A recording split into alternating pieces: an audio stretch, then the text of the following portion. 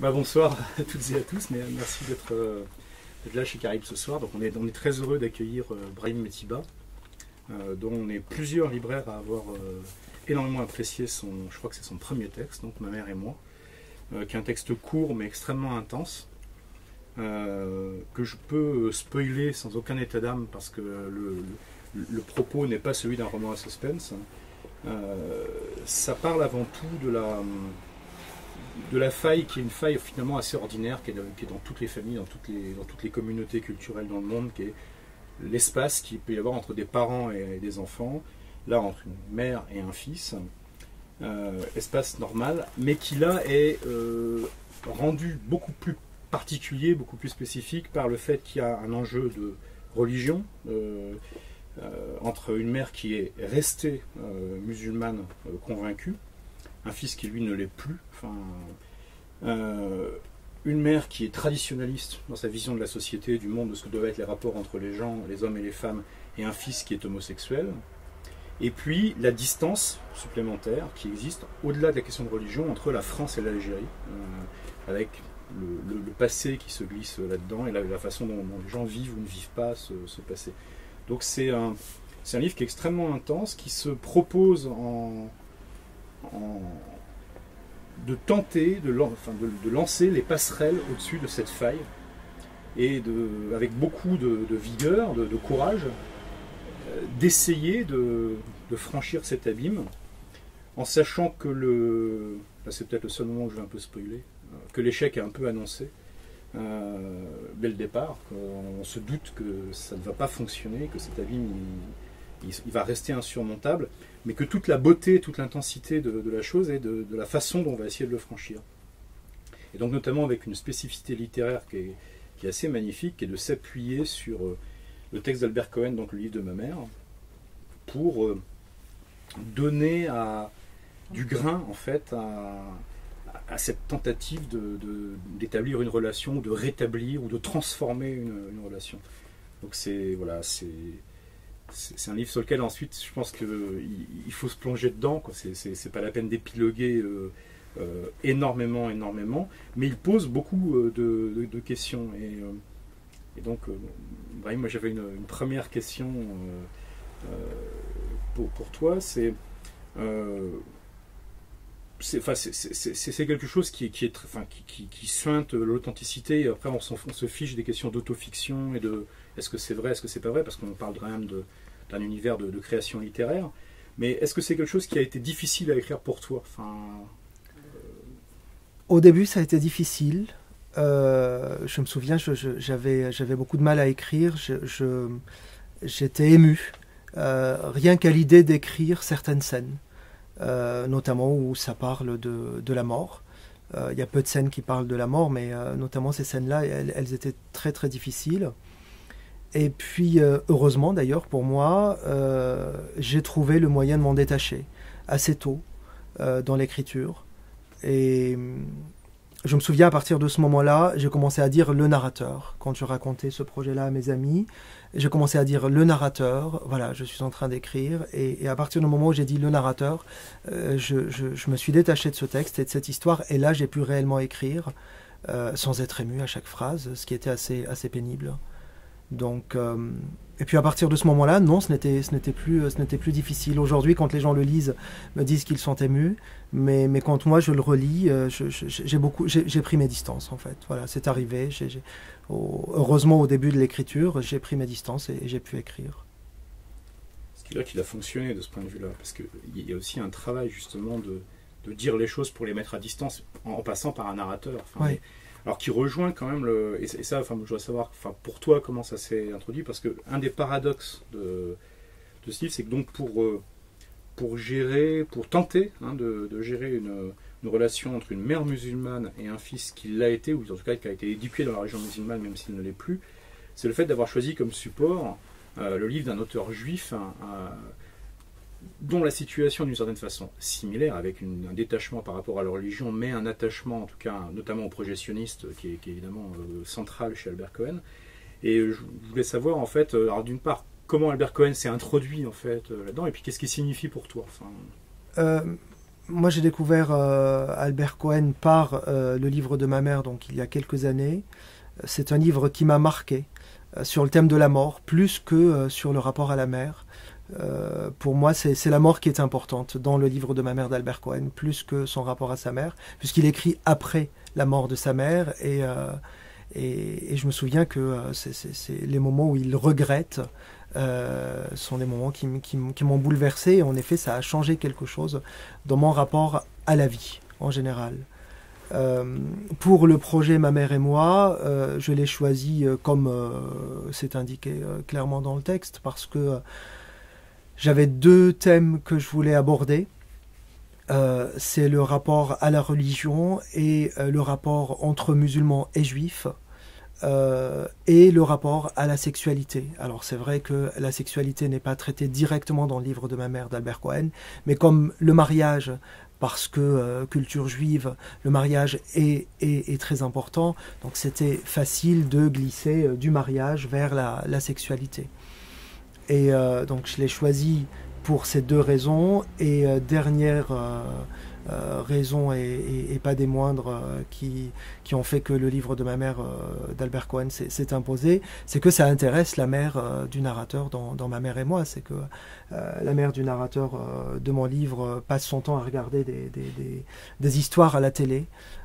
C'est toujours la même trame, hein, une fille orpheline, enfin une histoire à base de drame psychosocial quelque part, et donc le fait qu'Albert Cohen écrive après la mort de sa mère, et le fait que ça s'adresse donc à une mère analphabète, c'est une histoire qui ne pouvait que la toucher, en plus des autres raisons que j'ai évoquées, donc le rapport à la religion, le rapport aux juifs quand on est musulman, et puis le rapport à la sexualité, ou au mariage, et a fortiori à la sexualité.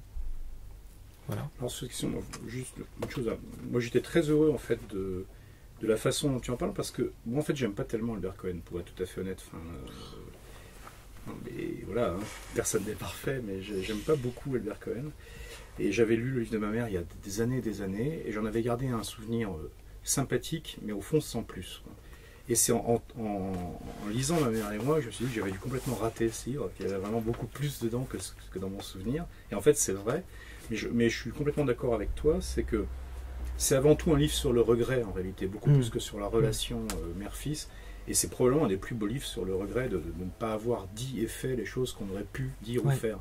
Et donc, d'où c'est vrai le côté complètement exorciste qu'a Ma mère et moi. C'est-à-dire que, à la limite, il faut les faire, quoi, ces choses. Même si elles ne vont pas marcher, il faut les faire parce qu'on ne voudrait pas se retrouver dans la situation du livre de ma mère. De ne pas les avoir tentées, hein, malgré tout, de ne pas avoir dit ces choses. Même si, à certains moments, tu montres avec beaucoup de... Et on lira un extrait, j'espère, tout à l'heure, mais à quel point il y a par moment le sentiment de parler à un mur aimant. Enfin, il y a beaucoup d'amour là-dedans, mais c'est quand même un mur, quoi.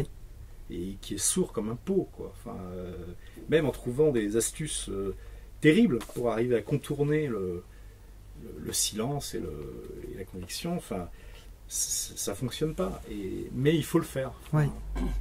Et je trouve ça très beau, enfin, d'arriver à le dire d'une façon qui est à la fois, enfin, très simple en apparence et extrêmement trafiquée en réalité, enfin, je trouve, moi, et c'est magnifique. Tu nous en liras un extrait Oui, avec plaisir. Là oui. Donc c'est le début, hein. Ma mère est assise, les jambes droites et le dos droit. Elle regarde des histoires à la télé. Ce sont toujours les mêmes. Une fille orpheline et pauvre tombe amoureuse d'un garçon riche. Elle est obligée de mentir pour se faire aimer. Lui continuera de l'aimer même en sachant qu'elle est pauvre. Ma mère dit « Ce ne sont pas toujours les mêmes histoires. Elles sont différentes. Elles ne sont jamais différentes. Si elles diffèrent, c'est qu'une fois elles se passent au XIXe siècle et une autre fois à notre époque.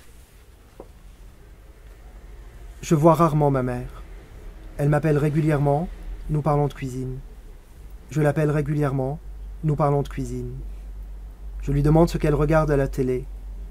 Elle dit « C'est l'histoire d'une orpheline.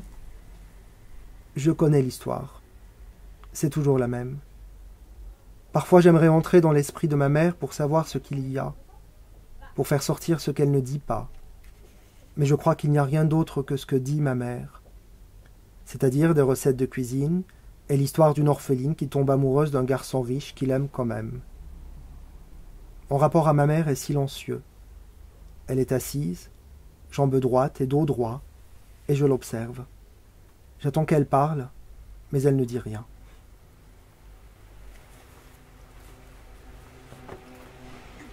Juste le début de livre de ma mère, en fait, qui attaque pas du tout de la même façon, mais qui résonne, enfin, je trouve, d'une façon extraordinaire avec la façon dont tu démarres ma mère et moi.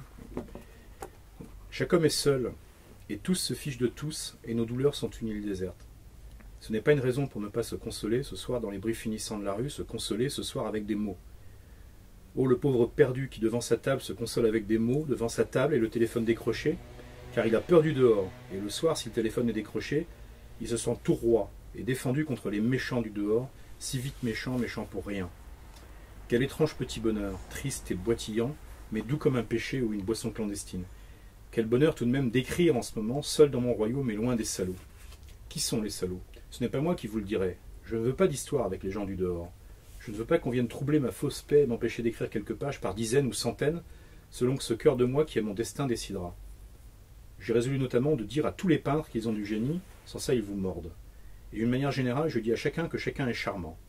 Telles sont mes mœurs diurnes. Mais dans mes nuits et mes aubes, je n'en pense pas moins.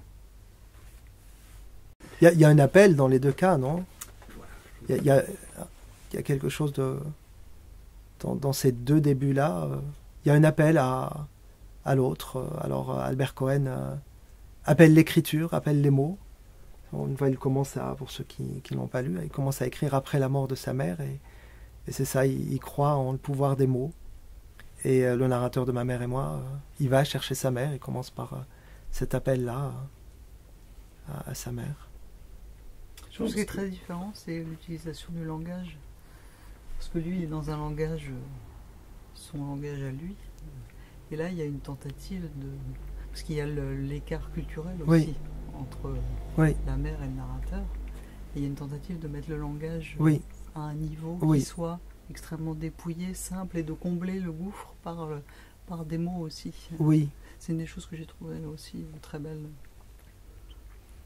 Oui, alors c'est juste, c'est pour se mettre au niveau de la mère, mais c'est aussi le langage de l'intimité. Ce n'est pas que une volonté d'abaisser le niveau. C'est aussi le langage de, justement, quand on est dépouillé de sa condition sociale, de toute la couverture des conventions, etc. C'est le langage pour moi de la nudité, une certaine vérité profonde, plus que une hiérarchie. Ouais, il y a les deux. C'est aussi ce qui fait la dimension très émouvante du texte, je trouve. Et moi, je trouve qu'en termes d'écriture, il y a aussi une façon assez unique que Ma mère et moi met en œuvre, c'est d'arriver à rendre perceptible et sensible et presque tangible le silence, en fait. Parce que c'est un livre qui est rempli de silence. Ouais. Il y a énormément de choses qui ne peuvent pas être dites, ne sont pas dites, ou même avec des tentatives patientes de poser ces ponts, on reste dans un univers de silence, mais qui n'est pas un silence hostile.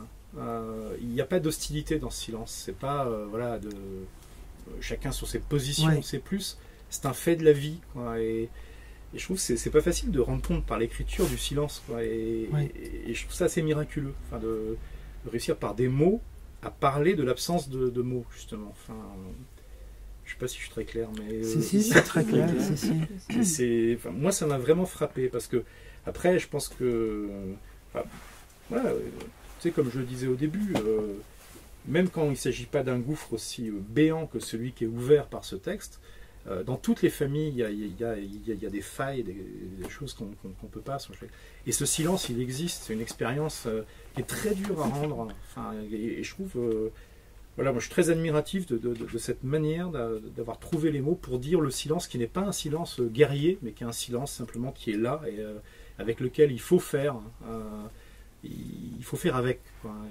Et qui n'est pas forcément négatif. Le silence, ça fait partie d'une des différences entre le narrateur et sa mère, c'est que dans la culture arabe, pour ceux qui la connaissent, le silence est valorisé.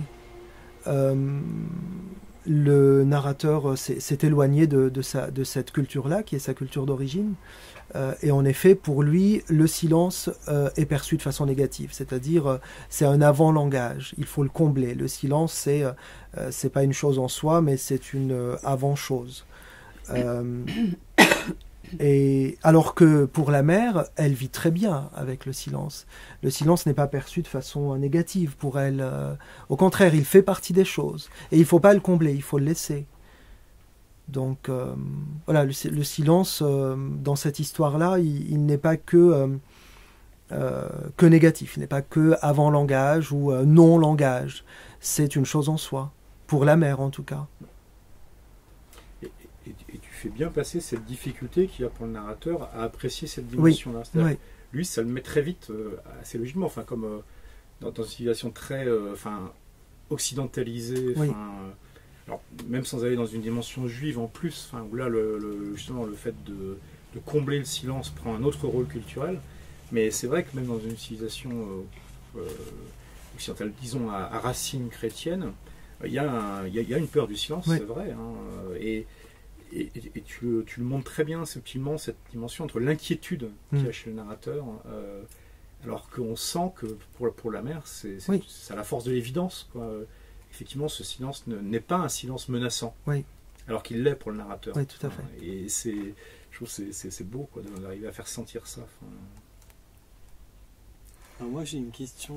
Oui. Évidemment, je n'ai pas lu ton livre, puisque c'est bien de l'avoir. Découvrir, mais on parle de cette triple fracture, donc la fracture sur le domaine de la religion, après de la tradition, et puis aussi les ponts culturels, voilà, entre la France et l'Algérie. Donc, a priori, c'est ton premier texte un peu long, en tout cas le premier qui est publié peut-être, donc c'est forcément une étape qui est importante dans la vie de quelqu'un. Qu'est-ce qui a changé sur ces trois axes-là, pour toi, entre avant que tu écrives ce livre et maintenant? Est-ce qu'il y a eu un effet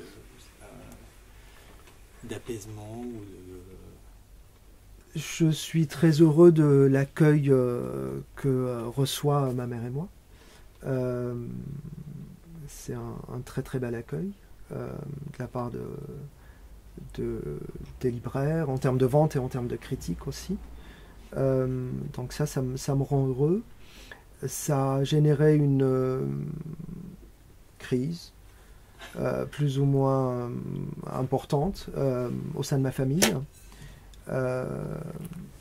Hélas pour moi, pas pour le texte, parce que ils ne se sont même pas donné la peine de lire, mais simplement parce que mon homosexualité a été rendue publique. Et ça les dérange? Oui, ça les a beaucoup dérangés. Voilà, on a dépassé cette période-là, cette phase. Et puis les choses sont en train de s'améliorer, en tout cas pour ma famille. C'est-à-dire pour toute la partie de ma vie qui se trouve en Algérie. Les choses sont en train de s'améliorer. Et pour la partie de ma vie qui se trouve en France, ça a toujours été très très très très bon. Voilà, enfin, plus ou moins. Parce que j'ai une partie de ma famille qui se trouve en France aussi. Donc voilà. Merci. Je t'en prie. Est-ce que nous en lirait un autre extrait? Oui, avec plaisir.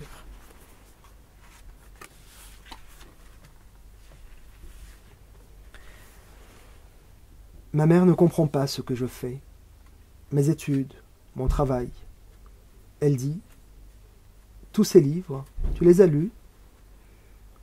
Elle ne comprend pas, mais elle m'a toujours encouragé. Elle dit, c'est bien. Ma mère ne sait ni lire ni écrire. Mon père parle comme on chante. Il articule de façon précieuse et fait porter sa voix comme si elle était de la plus grande importance. Il lit et sait rédiger de belles lettres. Je demande à ma mère si elle veut que je lui raconte une histoire. Je dis que c'est dans un des livres qu'elle voit. Elle dit « Oui, si tu veux. » Je sais ce que ma mère aime. Je choisis l'histoire d'un orphelin. Je dis que le titre du livre est « Le livre de ma mère ». Ma mère sourit tout de suite. Je dis que l'auteur s'appelle Albert Cohen. Ma mère me fait répéter le nom et me regarde sans me fixer. Je sais ce que pense ma mère. Je dis qu'il a perdu sa mère et qu'il regrette de ne pas l'avoir suffisamment aimée, suffisamment vue. Ma mère sourit de nouveau. Le premier jour. J'aide ma mère à débarrasser.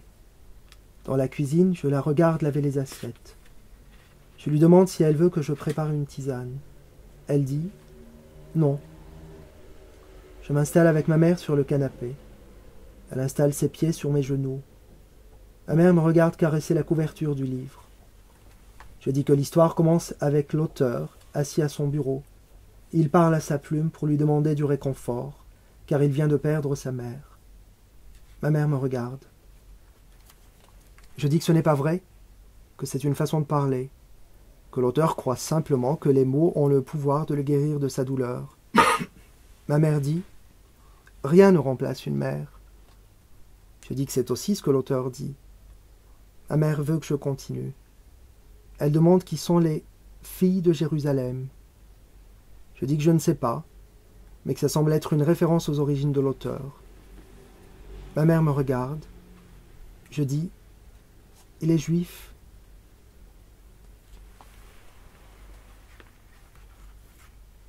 Un petit extrait d'Albert Cohen, enfin, qui ne résonne pas nécessairement avec l'ensemble du truc, parce que ce premier jour, enfin la fin en fait de l'introduction et le premier jour, c'est un des moments où tu mets je trouve le plus de densité en fait en très peu de temps, pour justement qu'on rentre dans ce qui va se passer en fait dans ce Ma mère et moi. Donc c'est difficile d'aller chercher toutes les résonances qu'il y a en une page et demie, quoi. Donc c'est un extrait en fait vers le milieu en fait de Ma mère. À 18 ans, je quittai Marseille et j'allai à Genève où je m'inscrivis à l'université et où des nymphes me furent bienveillantes. Alors, la solitude de ma mère devint totale. Elle était déracinée à Marseille. Elle y avait bien de vagues parents, mais ils étaient trop riches et ne la recevaient que pour lui faire ingurgiter leur luxe, lui parler de leurs hautes relations et l'interroger avec bienveillance sur le modeste commerce de son mari.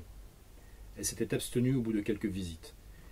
Ne pouvant plus, depuis sa première crise cardiaque, aider mon père dans son travail, elle restait le plus souvent seule dans son appartement. Elle ne fréquentait personne car elle était peu débrouillarde. D'ailleurs, les épouses des confrères de mon père n'étaient pas son genre et elles ne leur plaisaient sans doute pas. Elle ne savait pas rire avec ces dames de commerce, s'intéresser à ce qui les intéressait, parler comme elle. Ne fréquentant personne, elle fréquentait son appartement. L'après-midi, après avoir terminé ses tâches ménagères, elle se rendait visite à elle-même. Bien habillée, elle se promenait dans son cher appartement, inspectait chaque chambre, tapotait une couverture, arrangeait un coussin, aimait la tapisserie neuve, savourait sa salle à manger, regardait si tout était bien en ordre, chérissait cet ordre et l'odeur d'encaustique et le nouveau canapé en affreux velours frappé. Elle s'asseyait sur le canapé, se recevait chez elle. Cette boule à café qu'elle venait acheter était une relation nouvelle. Elle lui souriait, l'éloignait un peu pour mieux la voir, ou encore elle considérait le beau sac à main que je lui avais offert, qu'elle conservait enveloppé dans du papier de soie et dont elle ne servait jamais, car il aurait été dommage de l'abîmer.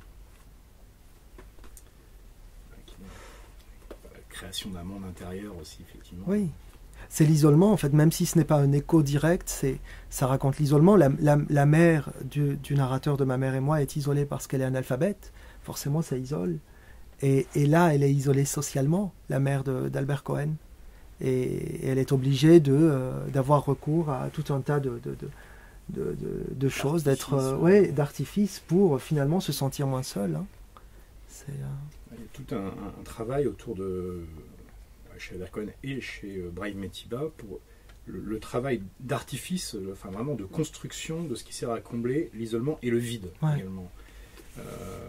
Parce que autant on disait tout à l'heure qu'il y a du silence qui est significatif et qui n'est pas un silence menaçant, autant il y a un vide qui lui est menaçant, parce que c'est sortir de ce vide, et notamment quand tu pointes parmi les passerelles lancées sur la faille les questions autour de finalement pourquoi cette haine entre musulmans et juifs, qui est à la fois enracinée, viscérale, incompréhensible rationnellement par le narrateur qui lui veut faire assaut de rationalité, et qui se heurte à un vide qui refuse même d'en parler. Effectivement, c'est une évidence dont on ne parle pas. Et là, je trouve qu'il y a une... Parce que c'est un sujet sur lequel le narrateur essaye plusieurs fois de revenir, parce que d'autant plus qu'il a choisi un auteur juif. Donc que ça va irriguer la tentative. Mais je trouve que à la fois c'est courageux, parce que c'est probablement un des trucs D'ailleurs, je ne sais pas quel était le plus dur à imaginer entre l'outing social et le fait de dire non mais pourquoi les musulmans et les juifs devraient se haïr, parce que les deux sont d'une extrême violence dans ce contexte-là. Il y a un truc qui est très beau aussi dans ces passages, je trouve, c'est que la littérature, il y a aussi une vocation à être la voix de ceux qui n'ont pas de voix, justement. Voilà, la mère analphabète n'aurait pas pu écrire ces lignes, évidemment, et peut-être la mère de Cohen, elle, même si elle sait écrire, n'aurait pas su raconter aussi bien tout ça. Je trouve ça assez émouvant aussi, cet aspect-là, justement, d'être le témoin de la vie de quelqu'un comme ça, qui n'a pas forcément... Mais surtout qu'il y a fatalement, comme tu le dis, une médiation, parce que c'est bien quelqu'un qui écrit à la place d'eux, et quelqu'un qui n'est effectivement, qui n'a pas du tout le même background, les mêmes compétences sociales, mais où il y a... moi je trouve que c'est dans les deux cas d'ailleurs, mais même si c'est très différent, parce qu'il y en a un effectivement qui a un combat perdu d'avance, mais qui a un combat dans le présent, l'autre qui est un travail qui vient après, qui est quand même un travail de regret. Mais ce que je trouve, c'est qu'il y a un courage phénoménal, parce que il faut quand même y aller, quoi, pour dire à sa mère, non mais avec tout le respect d'ailleurs, parce que c'est bourré de respect. Il n'y a pas de jugement, il n'y a pas t'es qu'une grosse conne. Alors que c'est une tentation tout à fait compréhensible, dire enfin comment est-ce qu'on peut être aussi bouché, ce qui serait un autre comportement face à ça. Et là c'est pas du tout le cas, mais en même temps il y a une certaine tendre violence, je trouve. C'est bourré de tendresse, moi je trouve, et des deux côtés. Il y a énormément de tendresse, et on arrive à sentir aussi la tendresse de la mère. C'est ça que je trouve beau aussi, c'est qu'on arrive à sentir la tendresse des deux côtés, malgré la distance immense. Oui, tout à fait. Et tu t'es posé la question de la réception par ton entourage pendant l'écriture, ou est-ce que c'est quelque chose que tu as écarté Si, j'y pensais. Ça... De quoi? Tu l'as écarté. Non, au moment de l'écriture? Ah non. Ah non, j'y pensais. Je ne savais pas ce que ça allait être, mais j'y pensais. Je me doutais bien comme tu le disais si justement, qu'en abordant ces thèmes-là, dans le même livre, je les ai choisis pour ça d'ailleurs. Pour moi, c'est l'islam aujourd'hui a ces deux gros problèmes à régler. Le rapport à la différence en général, le rapport aux juifs ou aux autres religions, mais avec les juifs il y a quelque chose, comme tu le disais, si justement de plus viscéral et de beaucoup plus problématique à mon sens. Alors certains diront que l'acceptation de l'homosexualité est le dernier des problèmes. Je ne pense pas, je pense qu'il s'agit de la même chose finalement, il s'agit de l'acceptation de la différence de l'autre. Je suis d'accord avec ça. C'est sûr. Et donc si, je savais qu'en écrivant sur ces deux thèmes-là, je savais que ça allait générer quelque chose. Je ne pouvais pas ne pas le savoir. Ce que juste je dis, c'est que moi qui suis une amie intime, j'avais le sentiment que tu t'attendais en fait à ce que la réception soit heureuse. Comme on peut avec joie accueillir un texte aimant et ouvrant au dialogue et ouvrant à des belles choses.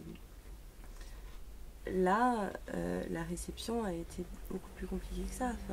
Finalement, à partir d'un livre qui ouvrait au dialogue et à de très belles choses, la réception a été extrêmement compliquée et on s'y attendait pas. Quand je dis on, je parle de moi en tant qu'entourage, mais en tant qu'entourage de toi. En réalité, la réception du texte a été assez bonne. Le problème que tu soulèves, c'est ce que je disais tout à l'heure, c'est qu'il y a eu il y a eu une réelle crise, mais les membres de ma famille donc, qui ont eu un problème avec ce livre n'avaient pas lu le livre. Ils avaient lu, juste avant la sortie du livre, vous savez, il y a le résumé, enfin la 4e de couverture qui apparaît déjà sur le site de l'éditeur. Et donc, à partir de ça, on a créé un problème. Mais tous ceux qui ont créé ce problème-là et qui ont lu le livre après, ils se sont apaisés. Hein. Apaisés. C'est-à-dire que quand on est à un certain degré de...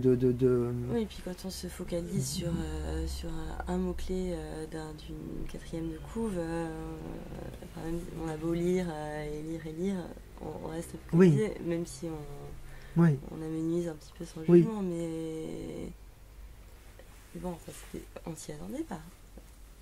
Oui, je ne m'y attendais pas, je ne m'attendais pas à cette violence-là,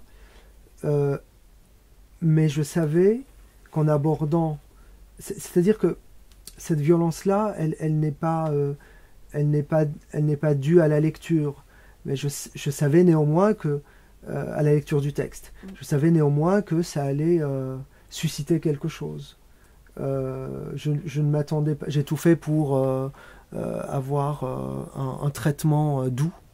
En effet, je ne m'attendais pas à une telle violence, mais je m'attendais quand même à ce que ça suscite quelque chose. On ne peut pas aborder ces thèmes-là sans s'attendre à quelque chose, tu vois. D'autant que ton discours sur ta mère, pour le coup, c'est plus littéraire, mais c'est vrai que ton discours sur ta mère est beaucoup plus aimant en réalité. Enfin, le discours de Albert Cohen est très aimant et en même temps assume la violence préalable au regret. Ouais. Oui. Et toi, tu es, enfin, justement, ayant lu Albert Cohen, du coup, tu c'est exactement ça. Oui, parce que c'est pas possible, après avoir lu Albert Cohen, d'être aussi violent qu'Albert Cohen. Oui. Non, puis tu charges toutes tes forces à éviter ça. Oui, c'est exactement ça. Tu peux peut-être pas non Ouais. plus. Enfin, tu veux pas. Et c'est vrai que du coup, tu ouvres une vraie porte. Enfin, une vraie porte d'amour concret, sans aucune espèce de mépris. Ce qu'éprouve Albert Cohen tout au long de son texte, enfin en tout cas tout au long de ce qu'il assume avec héroïsme au fil de son texte, et ce qu'il regrette infiniment d'avoir méprisé sa mère, quoi, d'avoir trouvé ridicule. Oui. Là, tu l'abordes dans ce qu'elle est. De façon respectueuse, oui. De façon respectueuse, et même t'abordes l'échec de façon respectueuse. Enfin, le fait de ne pas arriver au bout de ce dialogue que tu tentes d'entreprendre, et ben finalement, tu respectes aussi ça. Enfin, et tu le prends aussi comme ton propre échec, pas plus que quasi... peut-être que j'interprète trop, Non. mais plus que comme l'échec de ta mère. Enfin, toi, t'as voulu partir trop loin, là où ta mère n'était pas... de toute façon, c'est le projet... ta mère n'est pas dupe, en plus. Oui, tout à fait. De toute façon, c'est le projet du fils, dans le livre. Donc s'il y a échec quelque part, c'est le sien aussi, surtout. La mère, dans le livre, finalement, elle n'a rien demandé. Et c'est ce qu'on disait tout à l'heure. Elle s'accommode très bien du silence et elle sait qu'elle ne dépassera jamais certaines pensées ou certains blocages, selon le fils. Que ce rapport à Dieu, elle l'aura toujours, que ses croyances sont les siennes, et c'est comme ça que ce rapport aux autres religions, notamment au judaïsme, c'est comme ça, et ça ne changera pas, et a fortiori sa conception de la norme sexuelle ne changera pas non plus. Donc elle a ces idées-là, elle sait que ça ne changera pas, et en fait ce n'est pas un problème pour elle quelque part, c'est un problème pour le fils. Voilà, donc l'échec est, oui, assumé surtout par le fils. Ouais. Parce que c'est lui qui voudrait que ça change, alors Oui. qu'elle, pas forcément. Oui, tout à fait. C'est lui, c'est son projet à lui. Alors ce n'est pas... la notion de souffrance n'est pas évoquée, mais on s'imagine très bien que pour qu'il fasse cette démarche-là, c'est que quelque part... il y a de la souffrance derrière, il souffre de cette distance. Donc,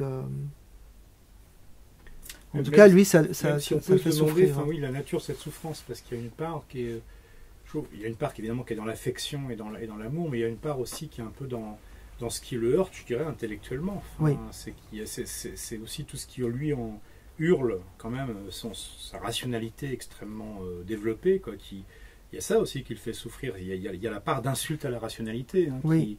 qui fait mal et C'est qu'il vrai. essaye aussi de combler par de la raison, puis en essayant de s'appuyer quand même sur l'amour et l'affection.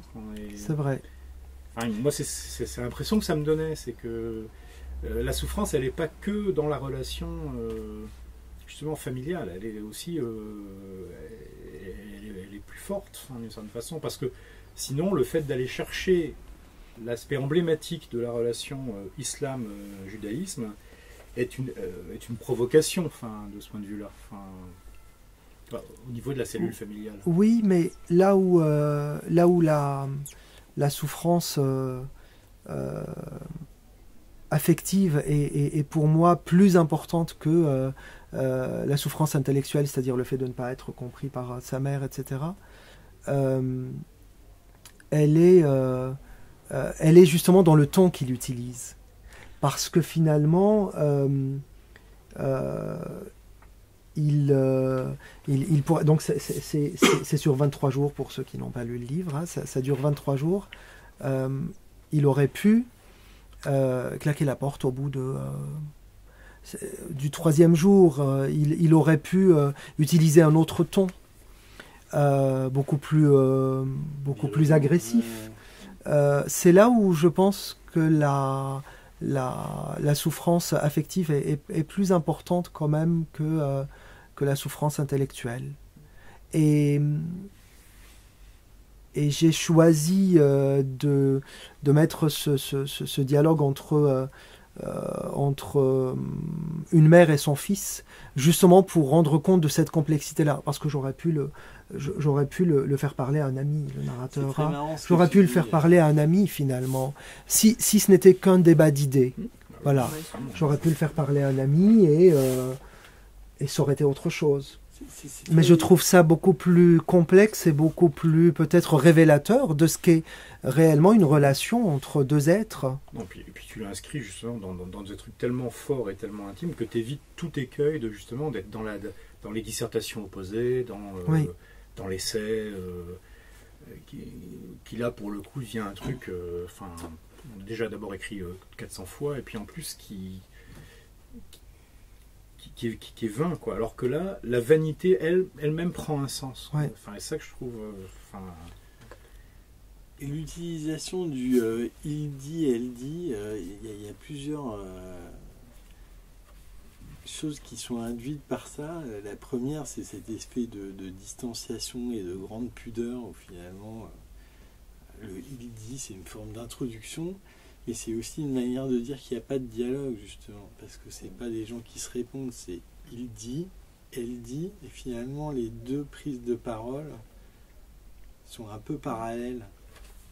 Oui, tout à fait. Il n'y a pas de question-réponse, en fait. Chacun est dans sa réalité, dans sa manière de percevoir, et ça se rejoint pas forcément, quoi. Oui, c'est juste. C'est une amie qui me dit oui, en fait, tu écris elle dit, comme ça sans cesse tout le long du texte, mais en réalité, elle ne dit pas grand-chose. Sauf le 16e jour. Sauf le 16e jour, en effet. Tu lui parles du 16e jour. Et, oui, le 16e jour. Tu veux qu'on en parle, c'est ça? Ouais, c'est la seule prise de parole officielle Oui. de la mère dans... Justement, même si c'est bien c'est bien le narrateur qui Oui. fait ça, puisque c'est pas censé être une retranscription de monologue intérieur capté par miracle, mais c'est la seule fois où c'est une prise de parole officielle. Oui. C'est curieux. Oui, alors justement par rapport à ça, donc il dit, c'est vrai que c'est quelque chose de très important. C'est pour moi, ça donne de la musique au C'est texte, très beau. et la musique est très importante parce que c'est là où j'harmonise finalement leurs deux voix si discordantes. Donc ce travail-là me permet de dépasser finalement leurs différences et de passer à la musique, où finalement ils sont ensemble dans la musique, tout comme à l'intérieur du texte, il y a beaucoup de scènes où ils chantent. Donc là, il se passe quelque chose quand ils chantent. Au niveau du texte, en effet, ce travail-là me permet de donner une musique où on dépasse ce qui les sépare. Et toujours pour parler d'écriture et de ce passage où la mère prend la parole, en réalité, je bloque en fait. Je laisse la parole au narrateur et à un moment, il va au bout de son projet et je n'arrive plus à le faire évoluer. Le seul moyen que je trouve pour continuer à écrire, parce que non seulement je ne suis pas allé au bout du livre de ma mère d'Albert Cohen qui sert de trame à l'histoire de ma mère et moi, mais je sens bien qu'il y a encore des choses à dire. Donc le seul moyen que j'ai trouvé pour continuer à écrire, c'est de donner la parole à la mère. Et ça marche en fait. Ça marche. Après, j'ai réussi de nouveau à écrire et à continuer à aller au bout du livre de ma mère d'Albert Cohen. Est-ce que tu nous lirais le 16e jour Oui. éventuellement ?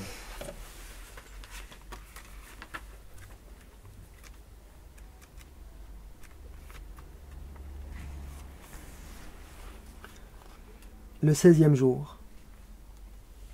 Je suis la mère. J'ai eu 7 enfants. Et celui qui parle est mon dernier. Je l'observe depuis 37 ans. J'ai connu 2 guerres. Je suis l'aîné de ma famille, on comptait sur moi. Je ne sais ni lire ni écrire. Si mes enfants savent lire et écrire, c'est grâce à moi. Celui qui parle dit que nous ne parlons pas. Il ne me parle pas. C'est lui le spécialiste des mots. S'il ne trouve pas ces mots, je ne peux pas l'aider. Moi, je n'ai pas besoin de parler. Je l'observe et je sais. Je l'ai nourri, habillé, surveillé. Je lui ai appris tout ce qu'il sait. Je sais qui sont K, Z et B. Celui qui parle veut que je parle comme lui. Je ne comprends rien à ce qu'il dit. Et je n'ai pas besoin de comprendre. Je n'ai pas besoin de comprendre parce que je vois. Je vois celui qui parle. Je vois ce qu'il fait, ses manières, sa façon de parler. Je vois son regard. Je suis musulmane et vieille. Celui qui parle a changé. Il ne veut pas se marier. Il dit qu'il veut vivre avec un homme qu'il présente comme son ami. Je ne sais ni lire ni écrire, mais je sais qui est celui qui parle. Je sais qui est ami et qui ne l'est pas. Je ne comprends rien à ce qu'il me dit. Je sais qu'il n'y a qu'un seul Dieu. Je veux voir mon fils marié, et de préférence avec une musulmane. Je n'accepterai jamais un autre Dieu, une autre façon de se marier, et je ne veux pas en parler. Ma vie, c'est de cuisiner pour mon mari et mes enfants. Celui qui parle n'a pas besoin de parler. Je suis vieille. Je veux simplement lui faire à manger, le voir satisfait, et savoir qu'il est en bonne santé. Je suis vieille. Je ne peux pas changer d'avis, mais celui qui parle est mon fils, et sera toujours mon fils. C'est magnifique. Au milieu du livre, tu peux savoir, s'il te plaît. C'est une sacrée prise de parole. Imagine. Moi, je pleure facilement. Là, il y a quand même la dimension à la fois de la compréhension qui n'est pas intellectuelle, mais complètement instinctive, intuitive de la mère, et puis la souffrance aussi de la Oui. mère. Là, Oui. quand même, Et il y a, paradoxalement, il y a de la force qu'on n'imagine pas chez elle, non ? Je trouve qu'il y a beaucoup de force quand elle parle, quand elle prend la parole. Elle prend la parole avec force. Alors, avec force et- on ne s'attend pas. Avec énormément d'amour, d'aplomb, Ouais. de présence. Oui, c'est ça. Elle a beaucoup plus de présence. C'est pour ça que tout à l'heure je disais que le silence est un véritable choix de sa part. Ah, c'est pas. Oui, c'est vrai qu'elle ne sait ni lire ni écrire, mais ça ne lui enlève pas. Ça ne lui arrive pas du tout la parole. Oui, la parole et l'intelligence et la force aussi. Ce n'est pas un manque. Et la compréhension intime de la situation, au-delà de la dimension intellectuelle de la situation. C'est ça qui est magnifiquement rendu, je trouve. Voilà, donc si parmi vous, par le plus grand des hasards, il y avait quelques personnes qui n'avaient pas encore non seulement acheté, lu et offert, ma mère et moi, vous comprenez bien qu'il faut absolument le faire. Et après, vous comprendrez aussi que c'est en effet un de ces livres qui sont absolument parfaits pour offrir. Donc il ne faut pas hésiter à en acheter 3 ou 4. Offrez-le à votre mère pour la fête des mères. Être sûr. À offrir à sa mère aussi. Peut-être que tu peux nous dire un tout petit mot, sans déflorer justement le futur, mais donc ça va être le tour du père ensuite. Oui, donc je traiterai dans mon deuxième livre toujours cette difficulté à communiquer, cette distance douloureuse qui nous sépare des autres.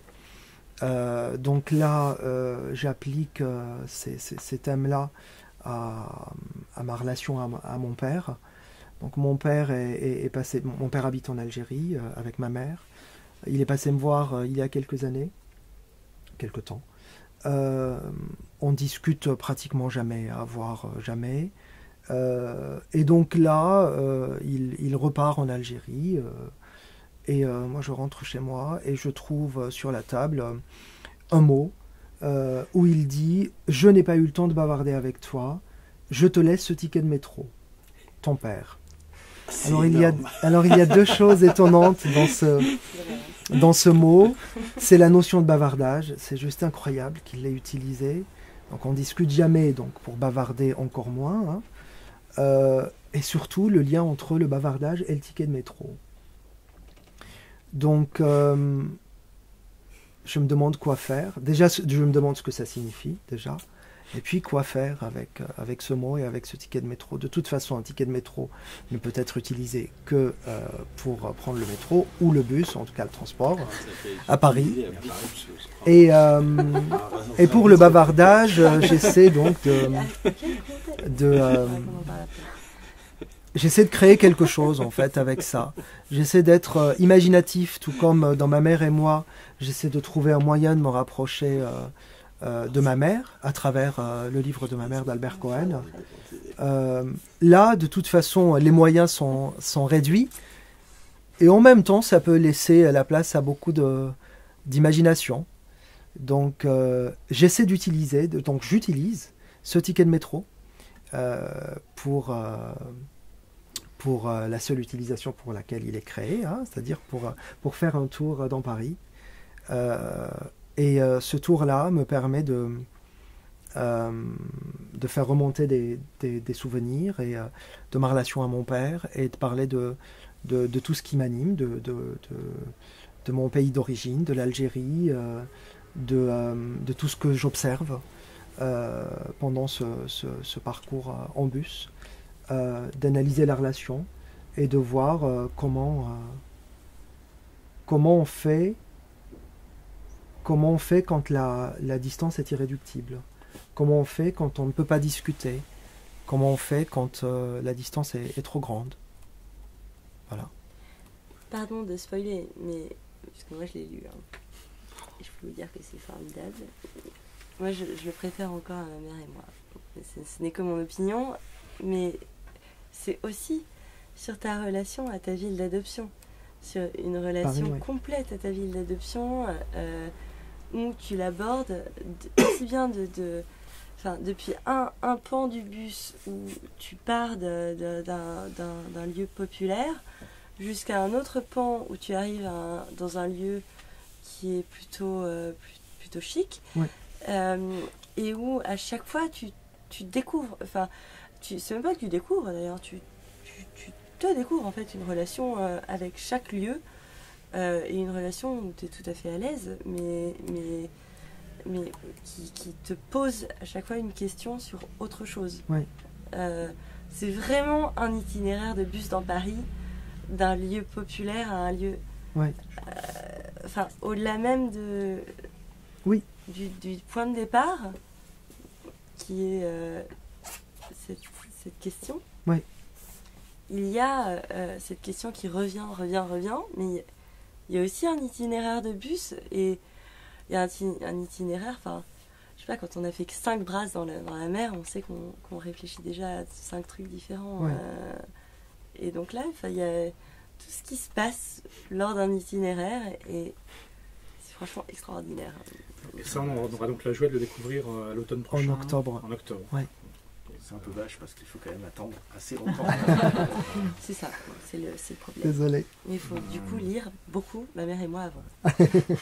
Merci beaucoup donc Brahim Metiba, et puis enfin, vraiment merci d'avoir écrit ce livre. C'est vrai qu'on est très impatient maintenant d'avoir la suite, même si c'est pas exactement une suite, mais en tout cas le deuxième texte. Et donc enfin merci beaucoup d'être venu et d'avoir écrit ce texte. Merci de m'avoir reçu et merci pour l'excellente note de lecture et pour tout ce que vous faites vraiment en tant que libraire. C'est merveilleux. Voilà, moi j'apprends grâce à vous, j'ai connu plein d'auteurs et plein de livres et je trouve ça vraiment formidable. Voilà, ce métier que vous faites Merci. est formidable.